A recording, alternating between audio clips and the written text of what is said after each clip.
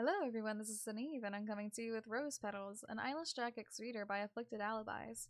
We're going to be starting off with Chapter 7, 2 Years of Plans, Jack's POV.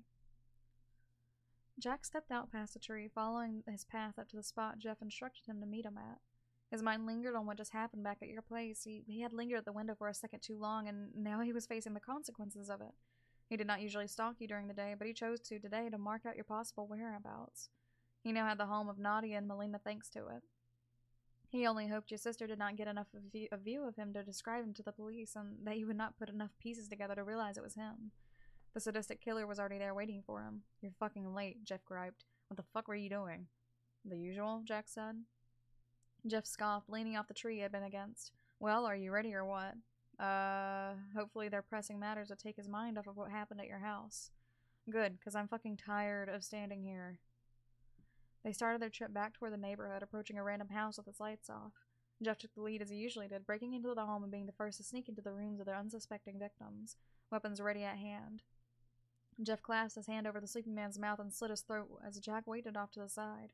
The blood poured out and onto the white bedsheets as the man quickly died. "All right, Eyeless, do your part," Jeff muttered as he stepped back from the bed. Jack sighed at the name, but gave no further complaint as he crawled onto the bed and on top of the corpse. He pulled down the covers and yanked up the man's shirt. Taking out his scalpel, he felt along the man's bare abdomen with his gloved fingers until he found the right spot. Slowly, he inserted the tip of his tool into the tender skin. "This is fucking dumb," the smiling killer complained from the sidelines. "Are you really sure it has to be a human kidney?" Jack stopped momentarily in the middle of his incision, though he failed to suppress his agitation. "For the 100th time, yes," he answered coldly. Blood leaked from the cut he finished making on the man's side. "You've never tried any other kind of kidney to just be sure?" Jeff went on. "Like a fucking cow's or some shit?" "Yes," he went. Jeff started snickering. "Really? You've tried cow kidney? I'm going to gut him next," he thought. "No, asshole." Jack struggled to concentrate on retrieving the organ. "Just kidney that's not from a human. So in other words, a cow's." Jack whipped his head around and hissed at the obnoxious man, tendrils flaring out past his mask.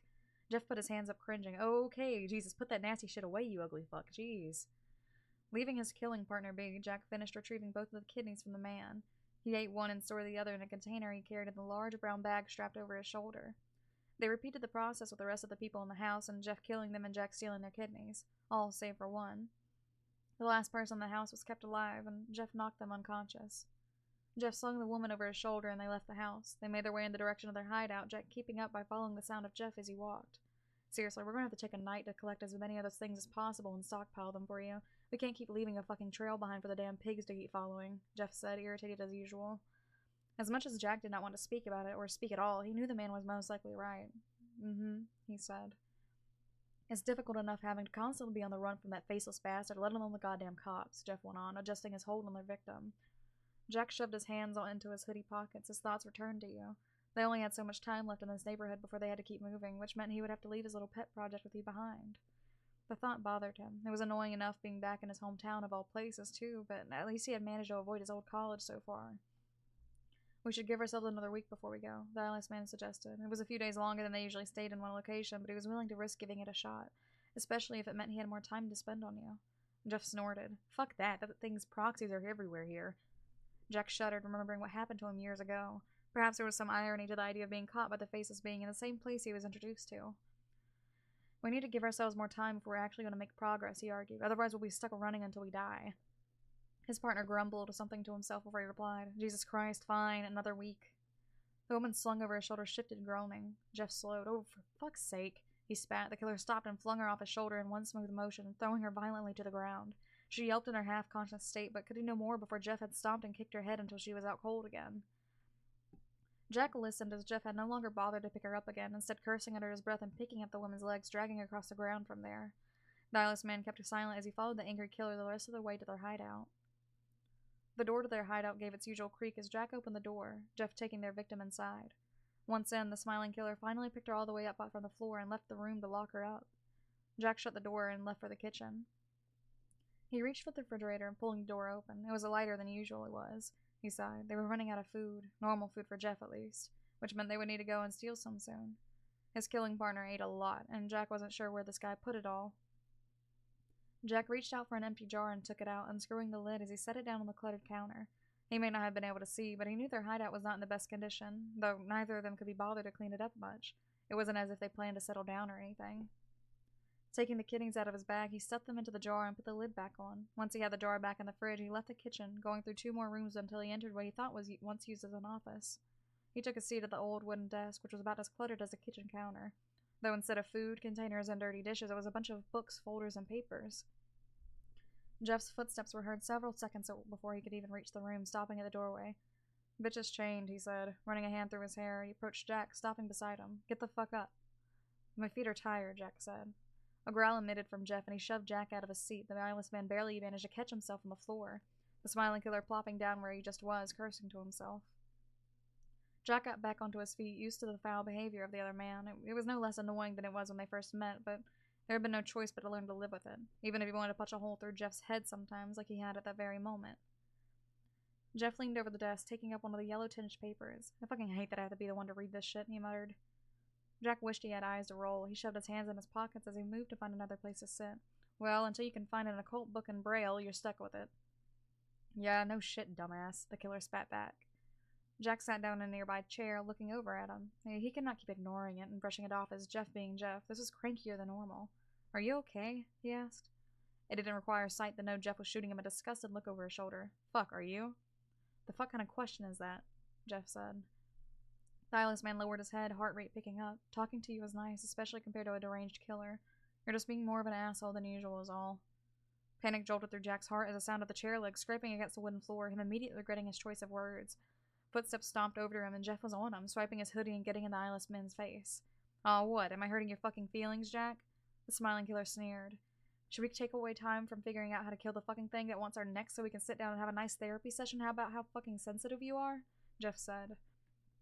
Jack clenched his sharp teeth beneath his mask, holding back the black tendrils that writhed, begging to be released on the man threatening him. His fingers gnarled at his body, tensed up with a natural instinct to defend himself. He could tear apart the mutilated entity in front of him in seconds if he so desired, but he would not. He could not do what he needed to do to be alone, and Jeff was the only one who could help him whether he liked it or not. He did not answer, aware that if he opened his mouth, his tendrils would take their opportunity to make their escape, and it would only escalate things further. With no other option, he sat still and in silent, waiting. "That's what I thought," Jeff released him with a shove. "Now let's fucking start." He sat back down at the desk, aggressively taking up the paper he originally held. Jack took deep breaths to calm himself and did not speak until he was in full control of himself again. "Which one are you looking at?" he said. "The one that needs the stupid foxglove," the other man grumbled through his teeth, "and the human blood, and the dog teeth, and the goddamn—" He got cut off. Jack startled in his chair when Jeff slammed his fist on the desk. The other man growled again and some papers fluttered to the floor. "I'm sick of this shit," Jeff yelled. "God fucking damn it." He slammed his fist on the table with each word, voice raw with anger.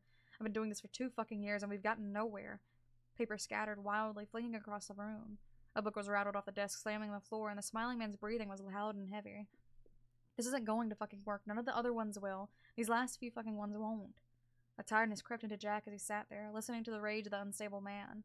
He understood now what was bothering the killer, but it did not make it any less difficult to endure. He struggled to find the right words, knowing what he wanted to say, but was unsure on how to say it. "Jeff," Jack started calmly, "the fact that we only have a few left should be a sign that we're getting closer to figuring out the right recipe. As long as we give ourselves enough time to actually sit down and do something, we'll get it right."